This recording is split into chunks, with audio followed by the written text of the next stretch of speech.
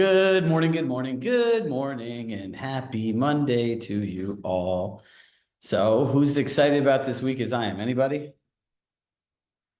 All right. So, look, this is one of my favorite topics, objection handling. How many people hate objection handling? And those of you raising your hands, does anyone enjoy getting objections? Okay.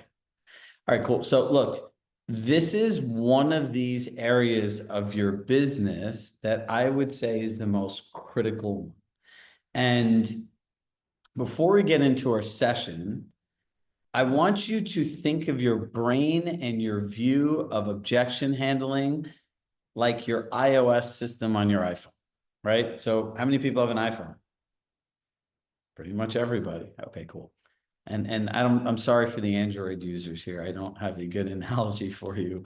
But if you think about it, every single year, multiple times a year, you upgrade your iOS, right? And I think of this the same way as your business. How often are you upgrading your iOS and your brain in the way that you approach your business, the way that you think through things in your business, and the way that you're more strategic with your business? The craziest part about objection handling, if we look at this, many of us have kids, right? Raise your hand if you have kids.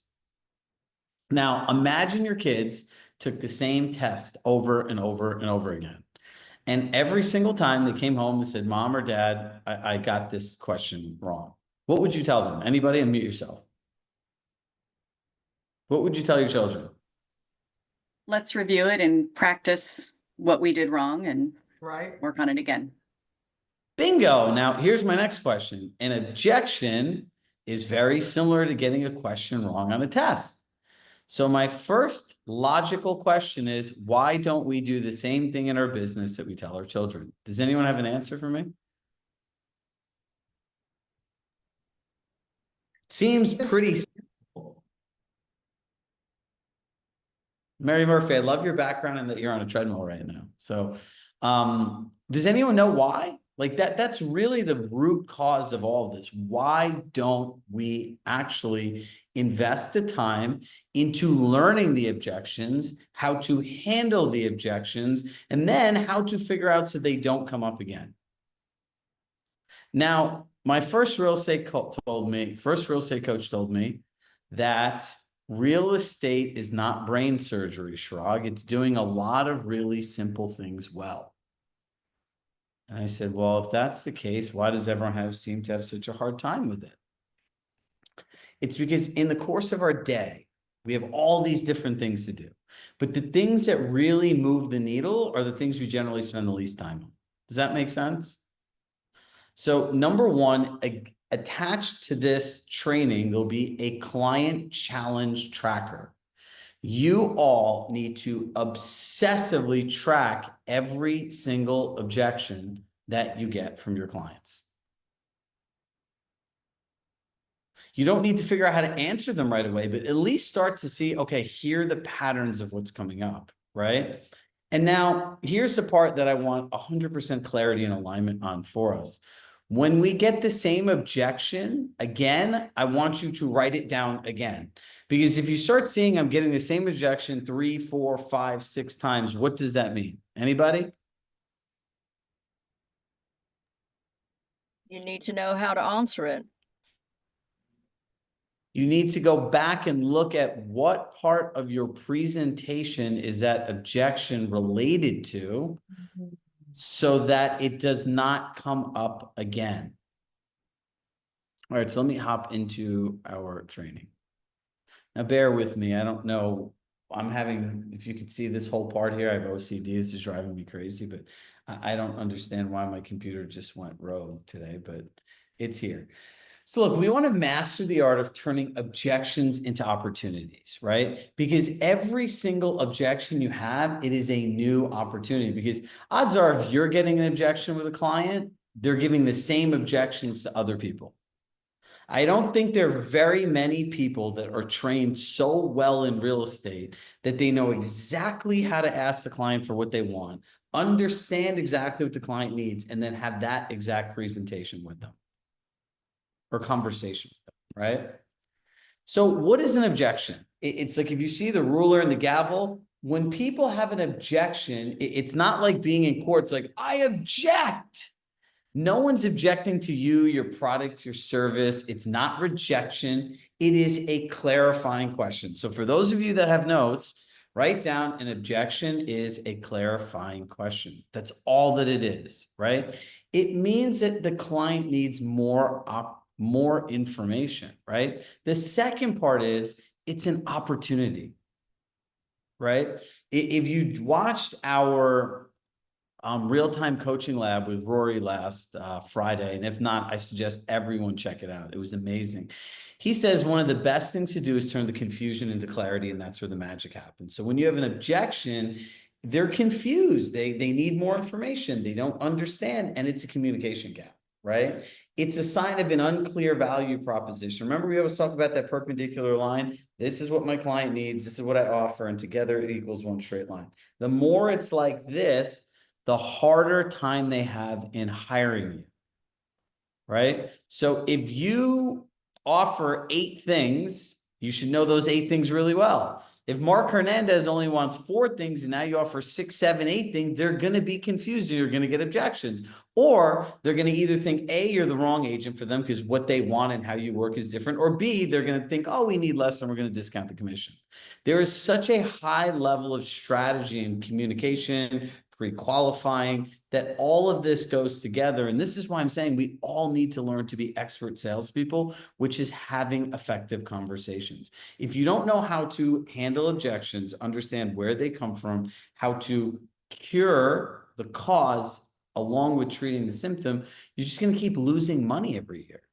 I always say that not knowing how to handle objections is a 7-figure loss in skills in your career. You will lose over $1 million by not putting in time to do this. So why do objections happen, right? Number one is uncertainty. If the client isn't certain that they have the right information, how are they going to hire you?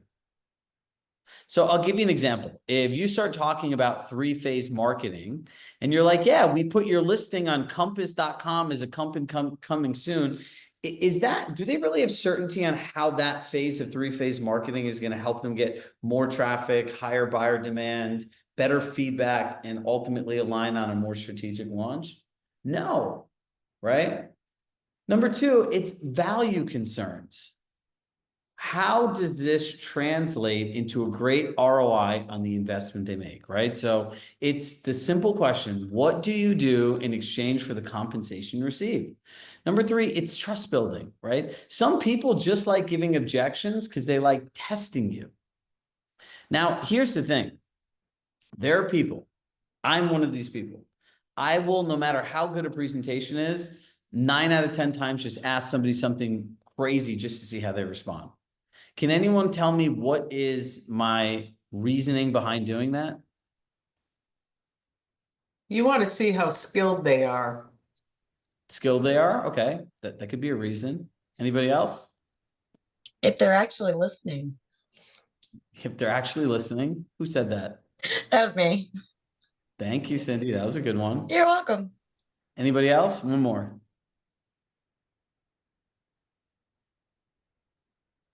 I think Okay, you want so- to know if they believe what they're telling you. If they believe what they're telling me. So, Discover more information.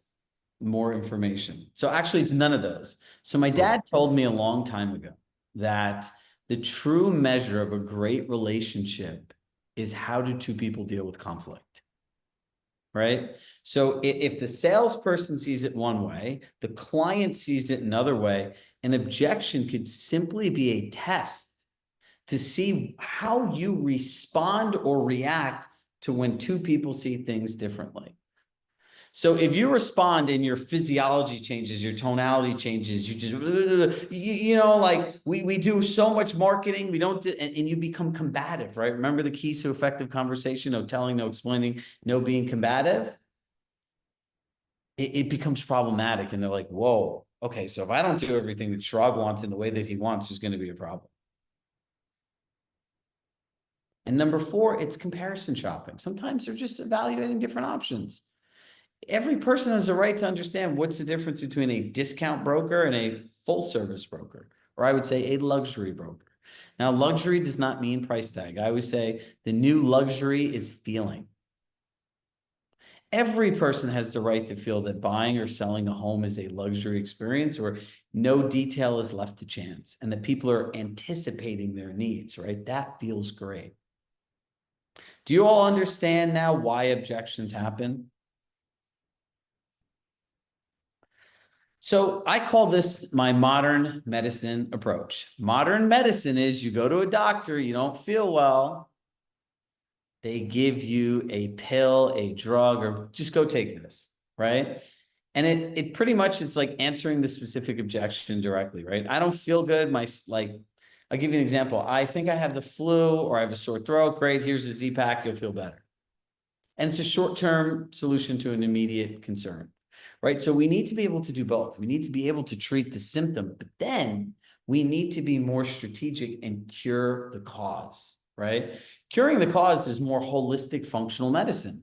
These kinds of doctors will go in, they will test your blood labs, they will look at the different parts of, they could test your gut, they could test your labs, they can look at specific different biological markers, and they're figuring out, well, what's going on in your body that you're having these symptoms, and that's what they try to treat.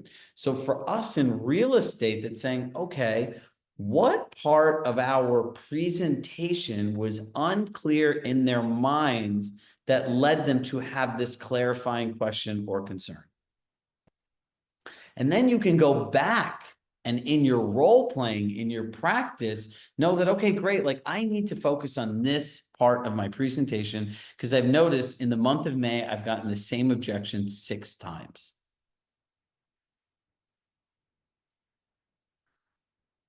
All right, I'm going to pause for 1 second here. Does every single one of us understand the modern medicine approach to objection handling? And if you don't have clarity, speak now or forever hold your peace. And do not be embarrassed, like, oh, I'm not supposed to know. This is, for many of you, this is the first time you've ever heard this in your life. So if you don't know, like, that's okay.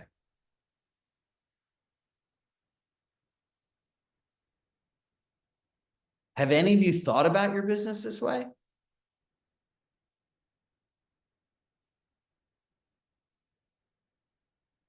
Look, the way that I look at this is, you know, we always want to keep growing as individuals in our business, right? And look, our whole focus on the system here is what's best for our clients, right? If you look at all the noise in this industry, because I've never seen something so noisy in my life, is you have one group of people that want to give us essentially client choices and what's better for it.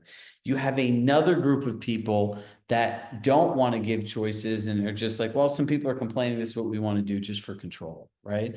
But if you're really focused on the client, you know, putting it on a bunch of portal sites and on the MLS was called syndication. That was like your pitch in 2009.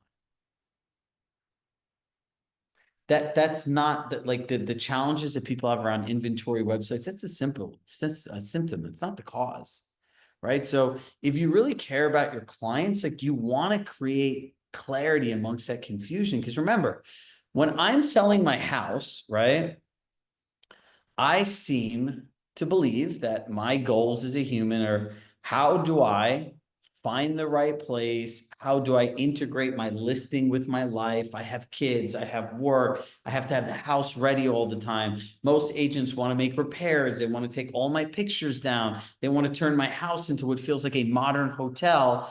And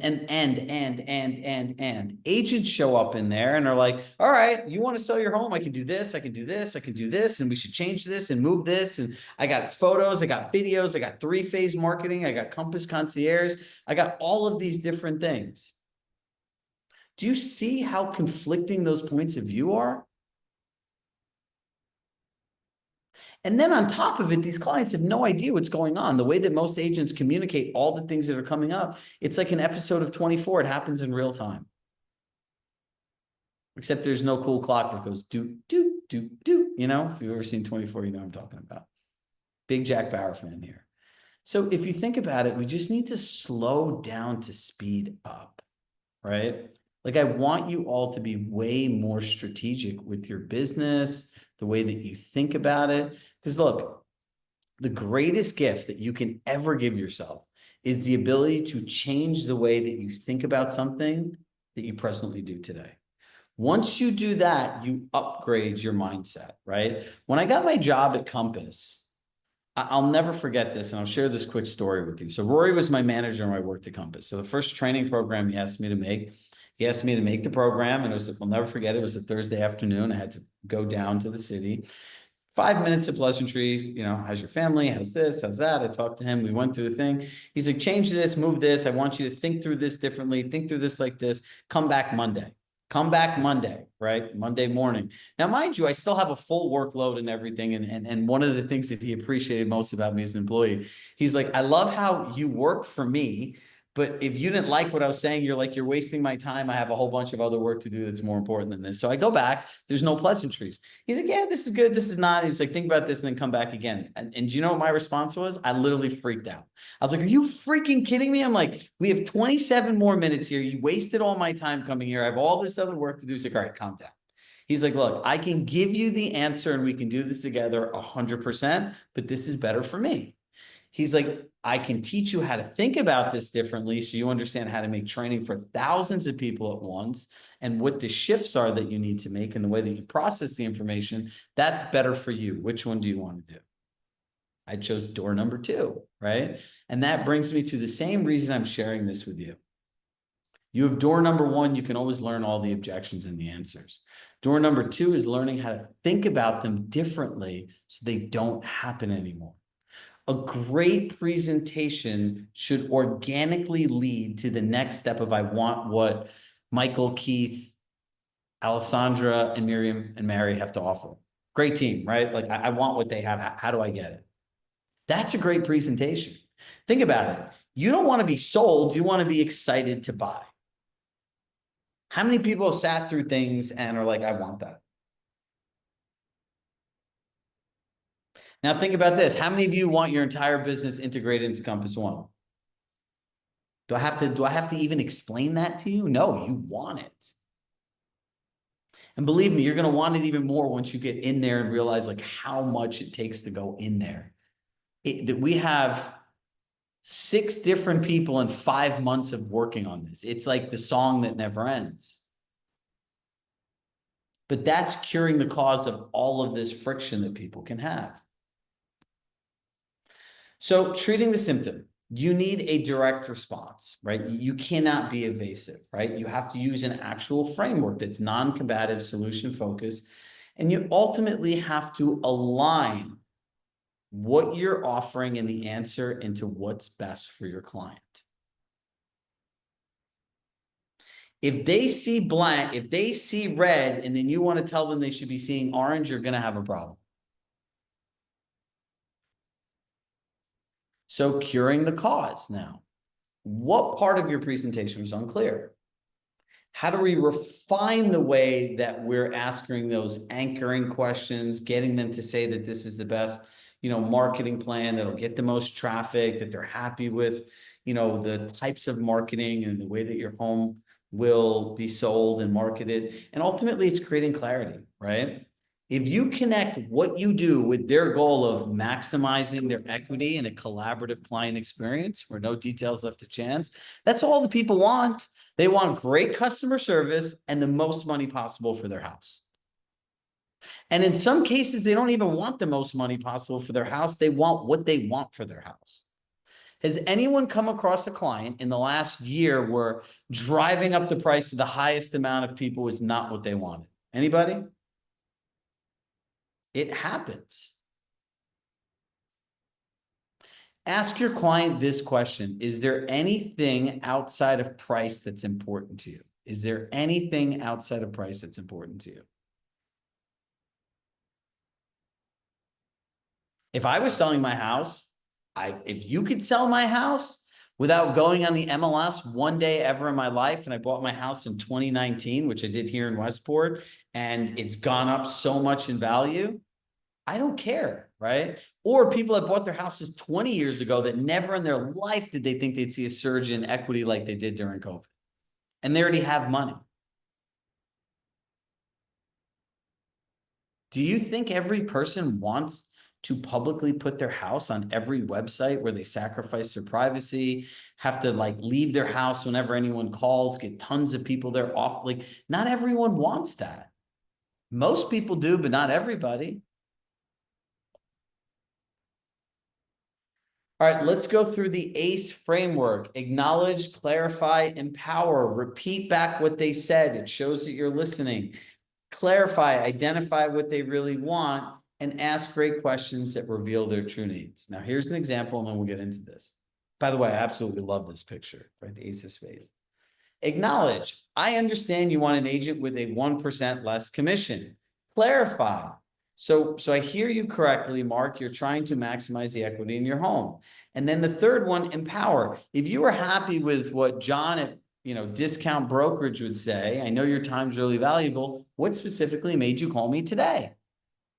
And then that opens up the conversation for them to speak. Right? Do you ever notice when you get an objection, especially on a commission that's less? They'll say, I spoke with John at Coldwell Banker and we really loved what he had to offer and he'll do it for 1% less. But ideally, Shrug, we want to go with you. Well, if you're so happy in that presentation, logically, what the hell made you spend an hour here with me today? And you want to isolate it, right? The goal of objection handling is to isolate the objection to one area that you can win in. So now I want you all to provide me objections, and I'm going to walk you through doing this so you can see what it's like. Now, I don't know what objection you're going to have. I don't know what you're going to say. And, I always say this is my favorite part because if you're not full of what, you can do this with anyone with any objection, right? Anyone could put an objection on here and just be like, oh, okay, here's an objection. Here's how you talk about it. Here's the exact script. But that's not going to help you. So who has an objection? Before we do that, there's one thing that's not on here. Does everyone know the difference between an objection and a condition? Yes. Yes. So an objection, I show up to your house, Michael, and it's pouring rain outside. I'm like, all right, dude, let's go running. No, I don't really want to run. Like it's raining, I could get sick. All right, cool. That's an objection, right? That's like a choice. Now, if I show up to your house and you're in a wheelchair in an air boot because you broke your ankle, I can't run today, and the rain has nothing to do with it. It's a condition. It's something that's not going to change. So as salespeople, we need to understand when somebody says in a condition not to press them anymore. All right. So who has an objection? Michael, you have one? Sure.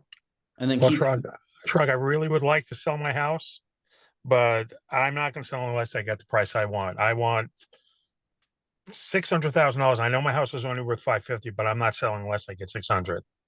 Okay, so I want to acknowledge. So what I hear you saying is you will only sell your home is if you get $600,000.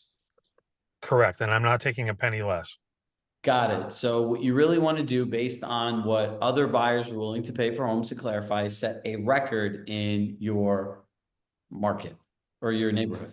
Yeah, my neighbor said they sold for like almost 600,000. I didn't check it, but that's what they said. So that's what I want. Or I don't need to sell. If I can get my price, I'll sell. If I can't get my price, I'm not selling. Got it. So if I hear you correctly, what specifically is your plan B if you're not able to sell your home at the price you want? I probably just won't sell it. I'll just stay here until the market changes and I can get more money.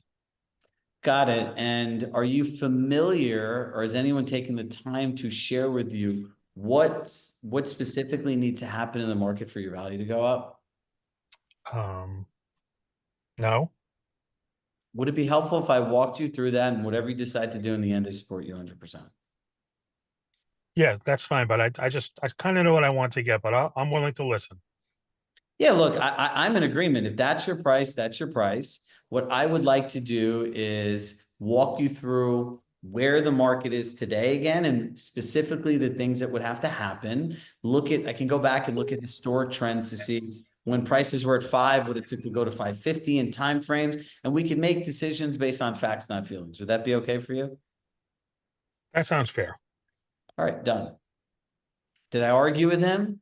No. So I would go through the data with him. And if the numbers and everything didn't work and everything else, I'd say, look, the best advice anyone can give you is to be happy in your home based on cycles and trends. It could take approximately this much time and these things have to happen. And if you're good with that, I'm good with that. And I believe that anyone that told you differently was literally just taking a shot at the dark. But what you want to make sure is not to put your house on the market, or cruise days on market, unnecessary price drops. So when you do want to sell it, that the listing doesn't look like there was something wrong.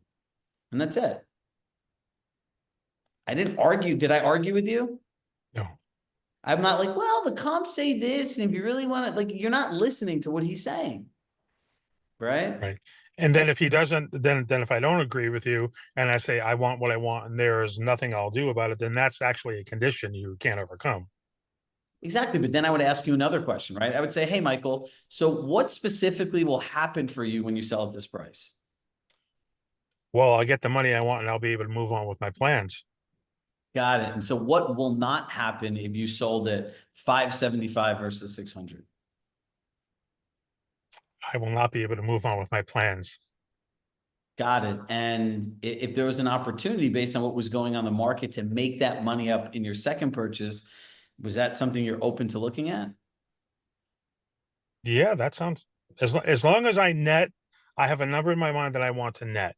I don't care how I do that, selling my house with the house I purchased. As long as I net what I want to net, I'm good. All right. So what I hear you saying, what we really need to do is understand that based on net proceeds at 600,000, what you'll be able to do. And then the scenario is if you net 575, what you'll be able to do in that. And then we'll be able to look at the market, the data to see if what you want has been something that's possible. Right. And then you can make a decision that's best for you. That sounds good to me. How many people that's a very common scenario with people, Yeah. right?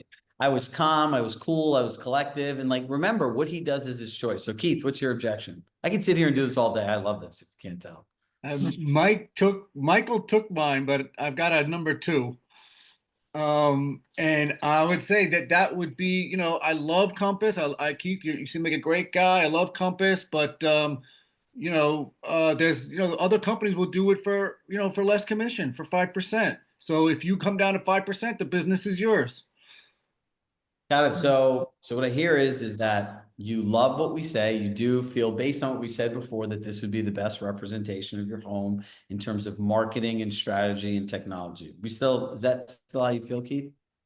I mean, yes. I mean, I liked what you said, but it's like everybody's just going to list the property anyway. It's all the same. It's all the same stuff. I mean, yeah, and I want you to do it. So, but I think that I think it should be comparable with the other pricing that I've received. So really what it sounds like, you're trying to maximize the equity in your home. Yes. Yes. Great. So look, I have one simple question. Whatever you do, I will support you 100%. If you are happy with the other service, right, what they had to offer, their marketing plan, and all of the different things that they shared, I know your time's really valuable. What specifically had you call me over here this evening? Well, I mean, I do like the that three-phase marketing approach. That is definitely something a little bit different. And I think that, could potentially work. But, is there any way that we can bring that commission down, maybe with the buyer on the buyer side commission or something like that? Well, look, ultimately, as we shared before, like our fee on our side's 3%, and we decide together what you'd like to offer out in buyer's agents compensation. Hey, so why don't we look at what your competition is offering, right?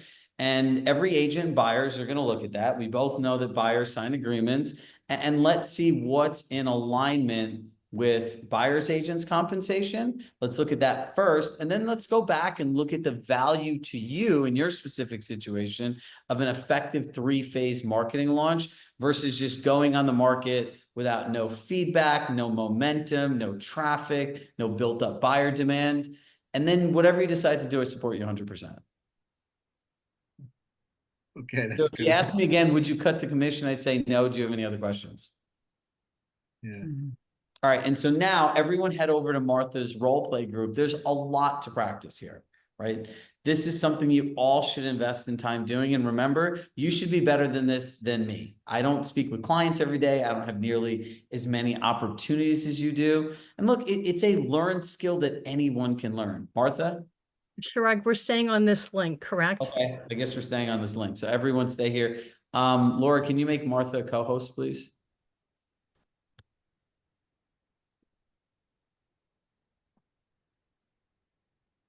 Thank you.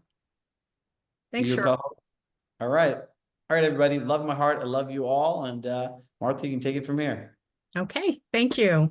Hi, everybody. Let's give it just 1 minute. Make sure everybody that's here is staying here. How are you? Nice to see some familiar faces. So I'm sure that you've all, hi,